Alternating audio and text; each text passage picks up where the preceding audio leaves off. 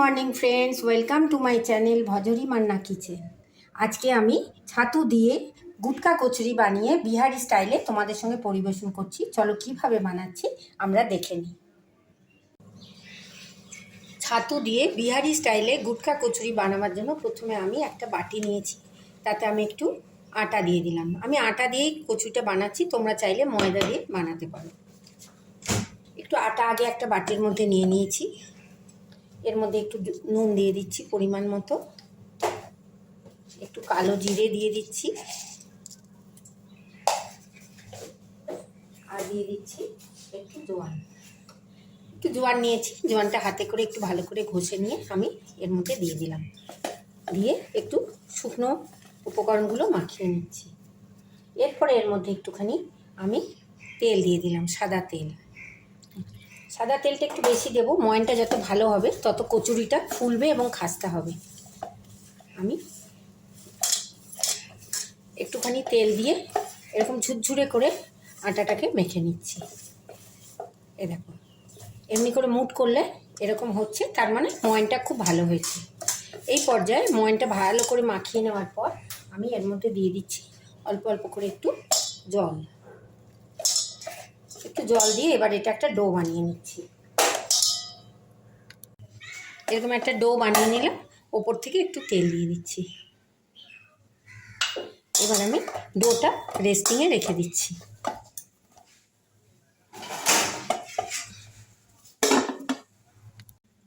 আটার ডোটা প্রায় 10 মিনিট রেস্টিংয়ে রেখে দিয়েছি। এরপরে আমি ছাতু নিয়েছি একটা বাটিতে, দেখো একটু ছাতু নিয়েছি। এবার আমি ছাতুর পুরটা রেডি করছি।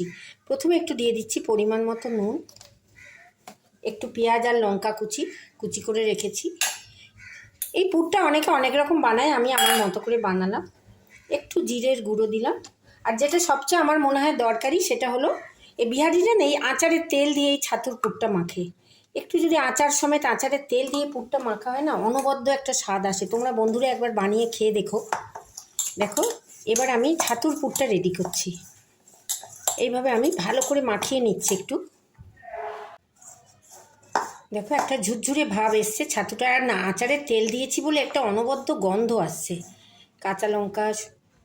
এবার আমি ছাতুটাকে একটু ময়েশ্চার করার জন্য অল্প একটু জল দিলাম। খুব বেশি জল দেবো না, যাতে একটু মাখো মাখো হয়ে যায় সেরকম একটু জল দিয়ে এবার আমি ছাতুর পুরটাও তৈরি করে নিলাম। চলো আমরা পরবর্তী পর্যায়ে, এরকম থাকবে, চলো আমরা পরবর্তী পর্যায়ে চলে যাই। এইবার আমি দেখো যে আটাটা মেখে রেখেছিলাম, যে ডোটা তৈরি করেছিলাম, সেইটা থেকে আমি এবার নেচি করে নিচ্ছি। নেচিটা তোমরা তোমাদের ইচ্ছে মতো করে একটু বড় বড়ই করবো। আমি এখান থেকে 4টে গুটকা কচুরি তৈরি করছি। বিহারিরা এই ছাতুর কচুরিটা খুব সুন্দর বানায়, দোকানের মতো হয়। তোমরা এইভাবে ঘরে ট্রাই করো, আশা করি তোমাদেরও ভালো লাগবে। আমিও চেষ্টা করলাম যাতে ওই রকমই আনতে পারি। এই দেওয়ালি কালী পুজোর সময় না এই গুটকা কচুরিটা খেতে খুব ভাল লাগে সস দিয়ে। অনেকে কালী পুজোর দিন সকালবেলায় এই কচুরিটা খায়, অনেকের নিয়ম আছে, আবার অনেকে শখে বানিয়ে খায়। দেখো আমি 4টে এখানে নেচি বানিয়ে নিলাম। এই 4টে নেচি দিয়ে এবার আমি কচুরিটা বানাচ্ছি। এরপর আমি এই যে নেচিগুলোকে বানিয়ে রেখেছি হাত দিয়ে আরেকটুখানি এবার গড়ে নিচ্ছি। এবার আমি এটাকে একটা বাটির আকার দিচ্ছি। হাত দিয়ে একটা মাঝখানটায় গর্ত করে একটা বাটির শেপ দিলাম। আর এই যে ছাতুর যে পুরটা করে রেখেছি সেখান থেকে আমি একটুখানি ঝুরঝুরে পুর এর মধ্যে দিয়ে দিলাম। দিয়ে এবার আমি আস্তে আস্তে করে এটার মুখটা বন্ধ করে দিচ্ছি। পুরটা যত বেশি দেবে খেতে ভালো হবে। দেখো এইভাবে আমি একটা ছাতুর কচুরি গড়ে নিলাম। এটা আমি হাত দিয়ে একটু চিপে চিপে দেবো যাতে ছাতুর পুরটা চারদিকে ছড়িয়ে যায়। আমার একটা কচুরি গড়া হয়ে গেল, এটা আমি রেখে দিই। এইভাবে আমি আরও 3টে কচুরি গড়ে নিচ্ছি। আমি এইভাবে কচুরি 4টে গড়ে নিলাম। এরপরে গ্যাসের মধ্যে একটা ফ্রাইং প্যান বসিয়ে দিয়েছি, আর তাতে একটু তেল গরম হচ্ছে। তেলটা যখন একটু গরম হয়ে এসছে তখন আমি তাতে কচুরিগুলোকে আস্তে আস্তে করে ছেড়ে দিচ্ছি। ডুবো তেলে এটা ভাজলেই ভালো, কচুরিগুলো ফুলে ফুলে উঠবে, খেতেও খুব সুন্দর স্বাদ হয়। আমি কচুরিগুলোকে তেলের মধ্যে ছেড়ে দিলাম। ছাতুর কচুরিগুলো দেখো আমি তেলের মধ্যে দিয়ে একটুখানি নাড়াচাড়া করে নিচ্ছি। হাই ফ্লেমে এটাকে একটুখানি ভাজতে হবে। এক পিঠ উল্টে দিচ্ছি। এই কচুরিটা যেহেতু আচারের তেল থাকে, ছাতু থাকে, খেতে অনবদ্য হয়। একবার বানিয়ে খেয়ে দেখো, খুব ভালো লাগে। দেখো কচুরিগুলোকে আমি উল্টে দিলাম, আর এক পিঠ ভালো করে হয়ে যাক। কচুরিগুলো আমার দু পিঠই ঘুরিয়ে ঘুরিয়ে ভাজা হয়ে গেল।